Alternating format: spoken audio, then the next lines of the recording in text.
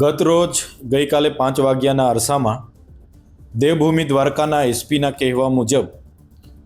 જે Khambhalia police station PI છે એમણે અમારા કાર્યકરોને અટકાયત કરીને એમને પૂછપરછ માટે પોલીસ સ્ટેશને લઈ ગયા. એમની પાસે મોબાઈલો જપ્ત કર્યા, એમના લેપટોપ જપ્ત કર્યા અને એમની પાસે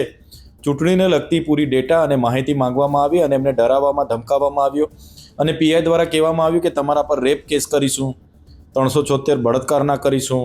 તમે આ પાર્ટી છોડી દો, આમ છોડી દો, તેમ છોડી દો અને એમને એરેસ્ટ કરી લેવામાં આવ્યા ખોટી એફઆઈઆર કરીને. ત્યારે આજે અમારા પ્રદેશ પ્રમુખશ્રી જે પોતાનો વિસ્તાર હોય અને ત્યાં એમનું ગામ હોય તે એમની મુલાકાતે પોલીસ સ્ટેશન માટે 2:30 વાગે હમણાં ગયા હતા. ત્યારે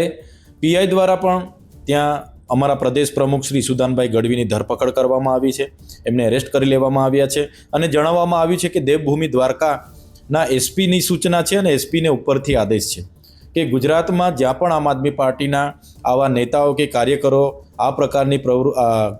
કામ કરતા દેખાય આમ આદમી પાર્ટીને એમને એરેસ્ટ કરવાની સૂચનાઓ છે. અને આ એક ઇમરજન્સી પ્રકારનું ભાજપનું ષડયંત્ર છે. આપે આગળ પણ જોયું હશે કે આ જ મહિનામાં 34 જેટલી આ જ પ્રકારની સેમ પેટર્નમાં એફઆઈઆરો થઈ છે અને 150 જેટલા કાર્યકરો જે અમારા લડવાના હતા, નેતા હતા, એમની પણ અટકાયત થઈ છે. ત્યારે ભાજપ ડરીને જે અમારા પ્રદેશ પ્રમુખશ્રી હોય, અમારા નેતા હોય કે કાર્યકરોને ડરાવવાની કોશિશ કરે છે, ત્યારે ગુજરાતની જનતાએ આ જાણવું જોઈશે, જોવું જોઈશે અને આવનારા દિવસોમાં આ ભાજપની ઇમરજન્સી જે ડિક્લેર કરી છે એના પર કઈ રીતના આપણે સૌ સાથે રહીને લડીએ એ તરફ બધાએ વિચારવું પડશે. ગત રોજ ગઈકાલે 5 વાગ્યાના અરસામાં દેવભૂમિ દ્વારકાના એસપીના કહેવા મુજબ જે ખંભાળિયા પોલીસ સ્ટેશન પીઆઈ છે એમણે અમારા કાર્યકરોને અટકાયત કરીને એમને પૂછપરછ માટે પોલીસ સ્ટેશને લઈ ગયા. એમની પાસે મોબાઈલો જપ્ત કર્યા, એમના લેપટોપ જપ્ત કર્યા અને એમની પાસે ચૂંટણીને લગતી પૂરી ડેટા અને માહિતી માંગવામાં આવી અને એમને ડરાવવામાં ધમકાવવામાં આવ્યો અને પીઆઈ દ્વારા કહેવામાં આવ્યું કે તમારા પર રેપ કેસ કરીશું, 376 બળાત્કારના કરીશું,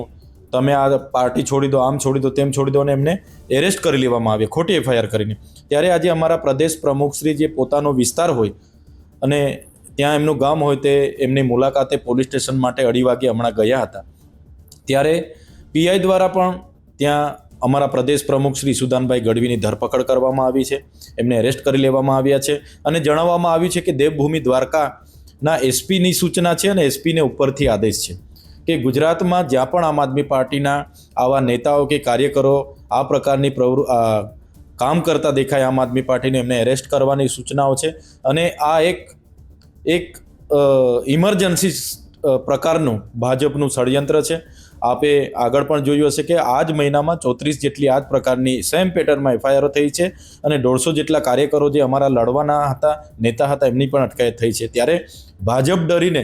જે અમારા પ્રદેશ પ્રમુખશ્રી હોય, અમારા નેતા હોય કે કાર્યકરોને ડરાવવાની કોશિશ કરે છે, ત્યારે ગુજરાતની જનતાએ આ જાણવું જોઈશે, જોવું જોઈશે અને આવનારા દિવસોમાં આ ભાજપની ઇમરજન્સી જે ડિક્લેર કરી છે એના પર કઈ રીતના આપણે સૌ સાથે રહીને લડીએ એ તરફ બધાએ વિચારવું પડશે.